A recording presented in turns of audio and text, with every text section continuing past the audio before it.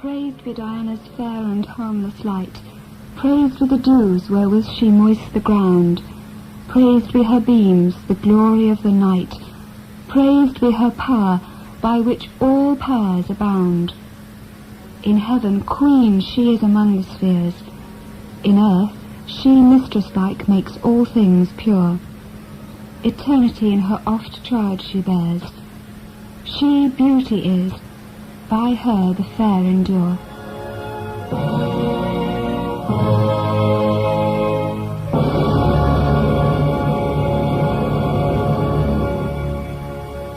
In the last of this series, I'm going to talk about witchcraft today and tomorrow, about the moon goddess, and about the moon itself and its influence in the present day. For witchcraft belongs to the space age as well as to the stone age. I'm also going back into the past and looking at some of the ancient prophecies for our future. And I think you'll find that the story of witchcraft is the story of England.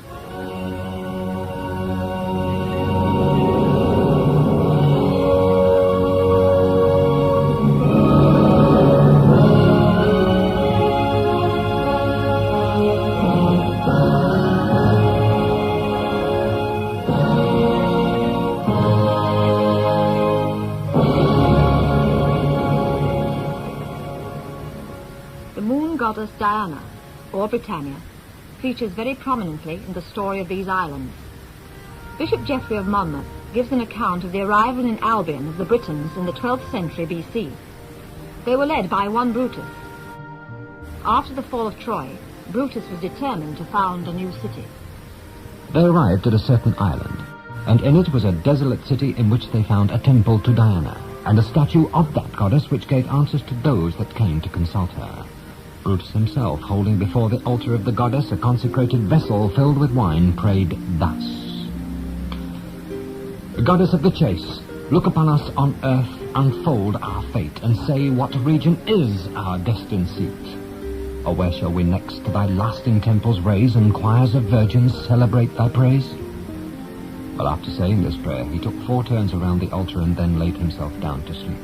In the night, in his deep sleep, the goddess seemed to appear before him, and thus responded: Brutus, there lies beyond the Gallic bounds an island which by giants once possessed. Now few remain to bar thy entrance or obstruct thy reign. To reach that happy shore thy sails employ. Their fate decrees to raise a second Troy, and found an empire in thy royal line, which time shall near destroy, or bounds confine. Awakened by the vision, he called joyfully to his companions, and after a long journey, Brutus arrived and sailed up the River Dart to Totnes. And there in the streets of Totnes, you can still see the remains of the Brutus stone, which he is said to have brought with him from the goddess's temple.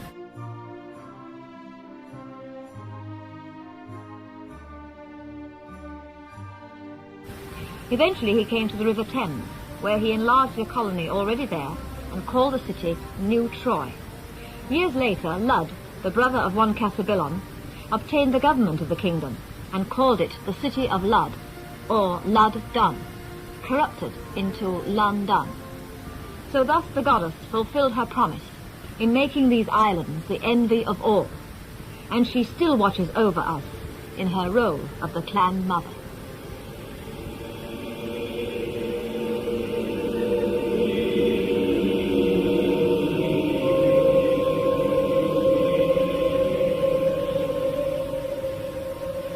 That was a spiritual prophecy from the goddess in the dim, distant past. Still in the past, a very human prophecy from a woman. Under water men shall walk, shall ride, shall sleep and talk. In the air men shall be seen, in white, in black and in green. Mother Shipton, the Yorkshire witch, was born in 1488, the daughter of a woman who was accused of being a witch. She had large goggling eyes, a long bent nose and crooked legs, but she had a strange ability to look into the future. A maiden queen full many a year shall England's warlike sceptre bear. The papal power shall bear no sway, and Rome's trash shall hence be swept away, she said, forecasting the accession of Queen Elizabeth. She went on to forecast that Elizabeth would be succeeded by James VI of Scotland. Soon after shall the English rose unto a male her place dispose. The northern lion or the Tweed the maiden queen shall next succeed. Her prophecies were always in verse.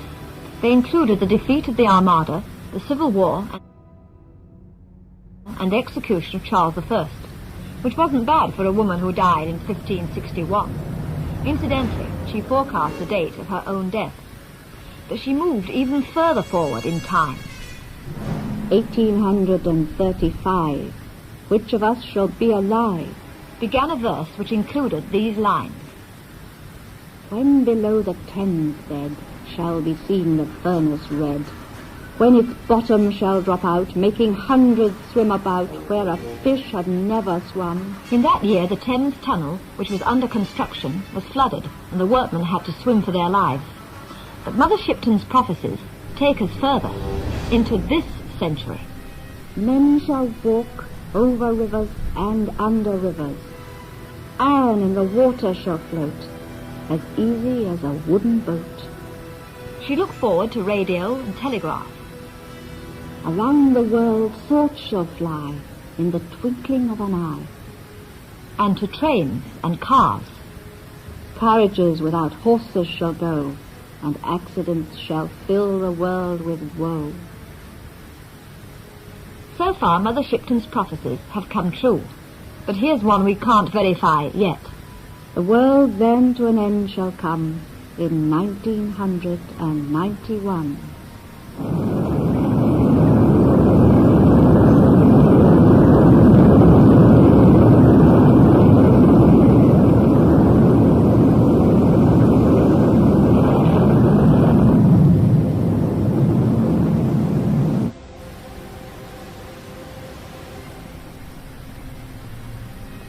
During the last 20 years, we have seen a renaissance of the witch cult, with its worship of the feminine life force, personified as the moon goddess. The lunar mysteries have emerged from forced hibernation and gained thousands of recruits, people who find the ancient mysteries as potent today as they were to our ancestors, a refreshing and vivid experience, substantiating their half-subconscious feelings that such beliefs continue to exist. In spite of the persecutions, many witches continued to practice in secret and handed down the knowledge to their children. Thus, a lot of rituals have been preserved to our present day. My great-grandmother was a witch who came to England from Brittany, but I was initiated into the cult by Dr. Gerald Gardner, who himself was brought into the craft by a group of hereditary witches in the New Forest. The power comes from the gods. It mustn't be misused. You can misuse your power, all right, but you lose it if you do. So it's just as plain as that. Of course, it isn't a thing that belongs to everybody. Some people have a sense of the old things, a sense of the desire for peace, a sense of wonder, and a sense of companionship and good fellowship. And that's what witchcraft gives you. I truly believe that I have been a priestess of the goddess in a previous life, and have certain tasks to carry out in this life. I have also been guided by an old lady in Scotland, who is a descendant from a witch family going back over 300 years. Letters received have also provided proof that the cult has indeed existed in secret over the years. Even today, in this so-called scientific age, the supernatural continues to hold a powerful attraction for most people. Many study astrology, palmistry, and divination by cards and other means. Many of the forces called supernatural are really contained within nature, and are therefore natural, but not generally understood. Things such as clairvoyance and clairaudience, known to many people as the sixth sense. This was Mother Shipton's gift. Witchcraft teaches spiritual development of the individual, and the development of this, the second sight. This awakened interest rather strangely coincides with the world zodiac, in which it's said that we are under the influence of the moon for a period of 36 years. The cycle began in 1945, so until 1981 we will remain under the moon's influence.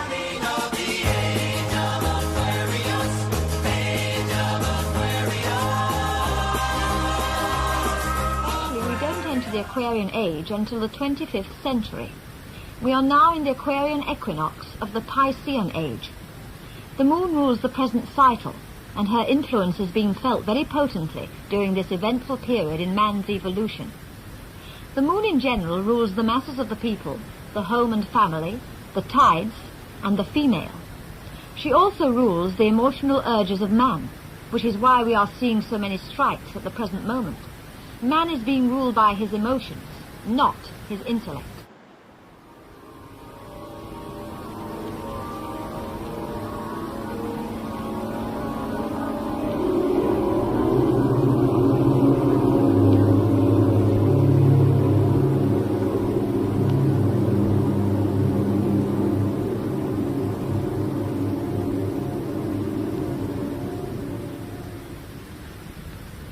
The 20th of July, 1969, a date that reduces itself in numerology to an occult number, 7.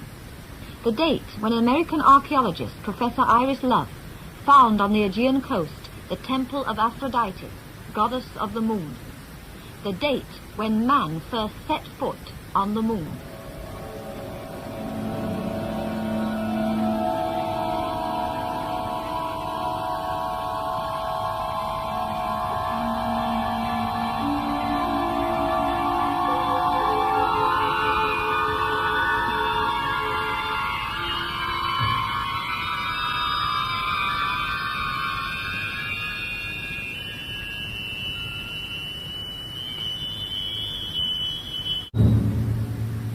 The 20th of July, 1969. The year has 2 nines. In occultism, 9 has always been the number of the moon. The moon itself measures 2,160 miles across. The numbers here add up to 9. The 20th day of the 7th month, the figures again add up to 9, and the whole date, 20th of the 7th, 1969, reduces itself to 7. There seems little doubt that science and the occult will be closely linked in the moon venture, and although the moon's secrets are about to be probed, I feel she will not give them up easily, if at all. Spiritually, man has always venerated the moon and the forces for which she stands since the beginning of time. There have been many religions embracing the threefold goddess, and initiation to the moon's mysteries were regarded as a pearl beyond price. The priestesses of the moon guarded her secrets well, and were regarded with awe by the people. A true priestess must always be sterile, her magical career being far more important to her than having a family. She must give her whole being to her art, to bring the moon forces through to the material plane. Initiation into the moon's mysteries changed the person in a subtle way. A door was opened through which they could glimpse their true identities and sense the universal plan, with the spark of the eternal within them.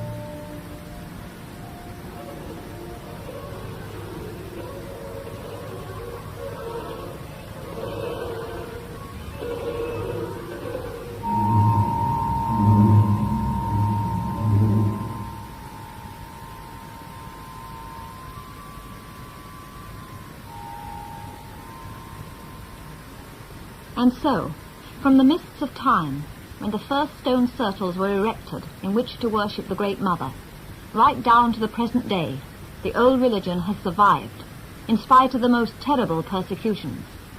But it is not only myself and the 1,000 other practicing witches in Britain who keep the craft of the wise people alive.